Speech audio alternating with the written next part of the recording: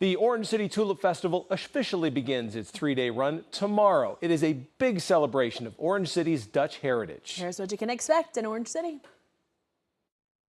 So this is kind of where everything begins. Just north end of our parade route is where you'll see the carnival. That will take place Wednesday night through Saturday. And then as you move this way, you get the heart of Windmill Park, where you can see authentic replicas of windmills. We have our information booth where you can get tickets and get all of your questions answered. And then also we have our Stad Centrum. This is where we have our 116-year-old beautiful Dutch street organ that will play throughout the festival. You can also see authentic wooden shoes carved and so many more activities. So now we're in the heart of the parade route. This is where you will see our beautiful floats, listen to our wonderful marching bands, and also get to see some beautiful pageantry of costumes on display. One of the unique things that happens here is this is where the Queen and her court will sit after coming through on the float. This is also where the mode show will happen, which is our parade of costumes. You'll get to see Dutch dancing and the iconic street scrubbing as well. Beware if you're sitting on the front row. The little boys like to get a little crazy with their water throwing for the girls, but it's sure to be a fun time. So we are here in Tulip Town Bulb Company, which is where you can see a wide variety of tulips on display. This festival all started because of our history and our heritage leading back to the Netherlands.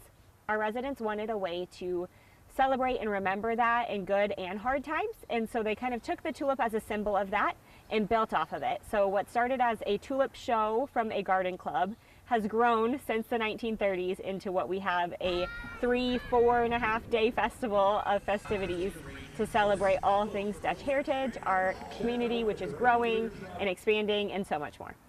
And KTIV will be flinging bean candy bars in the Tulip Festival parade tomorrow. All are welcome to enjoy the festival, including pets. However, pet owners, you should be aware that tulips are mildly toxic to dogs. Toxins are in every part of the tulip. The most concentrated amount of toxins is actually in the bulb, which is underground.